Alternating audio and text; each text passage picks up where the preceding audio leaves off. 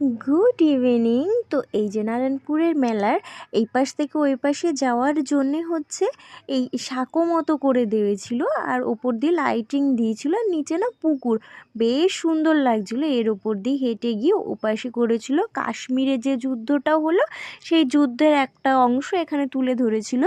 তো সেই জন্যে আমরা এই সাঁকোর ওপর দিয়ে যাচ্ছিলাম ওপারে। আর ওপারে না প্রচুর লাইন, মানে ওই ঠাকুর দেখার জন্য ভীষণ ভীষণ ভীষণ লাইন। আর তার আগে যে ছিল পুতুল নাচ, তো এখানে বেশ খানিকটা সময় ধরে পুতুল নাচ দেখলাম। এই যে এখানে প্রচুর ভিড় ছিল যেহেতু, তবুও একটুখানি ফাঁকা ফোঁকার মধ্যে দিয়ে একটুখানি পুতুল নাচ দেখলাম, দিয়ে ভেতরের দিকে এলাম। তো ভেতরের দিকে এসে দেখি এখানে যে সাধুগুলো ছিল এখানে যজ্ঞ করছিল, তারপরে আলাদা আলাদা থিম করে করে এখানে বসানো ছিল। তো এখান থেকে বেরিয়ে গিয়ে তারপরে দেখি সেই কাশ্মীরের যুদ্ধ, ওটা বেশ সুন্দর করেছিল।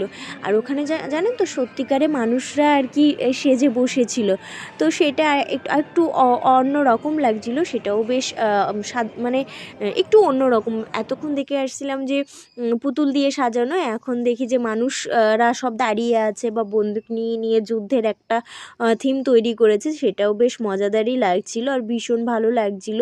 আমাদের এই যে পতাকা দিয়ে একটা সুন্দর একটা ডেকোরেশন করে ভীষণ ভীষণ ভীষণ ভালো লাগছিল। তো এখানে সবথেকে বাজে ব্যাপারটা যে ছিল, যে ভলেন্টিয়ার্সগুলো ছিল, মানে এতক্ষণ ধরে লাইন দিয়ে দিয়ে দিয়ে দিয়ে আমরা এলাম, আসার পর আপনাকে 2 সেকেন্ড এখানে দাঁড়াতে দিচ্ছে না, পারলে তো ওরা আপনাকে ধাক্কা মেরে বার করে দেয়। এই ব্যবস্থাটা ভীষণ বাজে ছিল, যে এতক্ষণ ধরে মানুষ লাইন দিয়ে এসছে ব্যাপারটাকে উপভোগ করার জন্য, দেখার জন্যে। আর এমন নয় যে ভেতরে ভীষণ ভিড় ছিল বা বাইরে, যেহেতু রাত বেশ খানিকটা হয়েছিল, আর বাইরেও যে প্রচণ্ড ভিড় ছিল তা কিন্তু নয়। তবুও এদের ব্যবহারটা ভীষণই বাজে ছিল। যদি আপনারা কেউ বাতকুল্লার আশপাশ থেকে গিয়ে থাকেন তো অবশ্যই এটা বুঝতে পারবেন।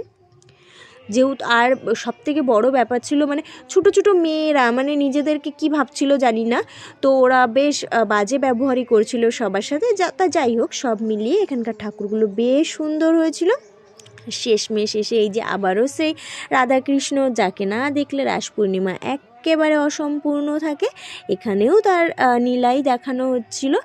আর চলুন, তা আজকে বেশ খানিকটা রাত হয়েছে, আজকের মতো এখানেই রাখছি। আজকের মতো টাটা, ভালো থাকবেন, সুস্থ থাকবেন, আর আপনারা এসে একবার হলেও দেখে যাবেন।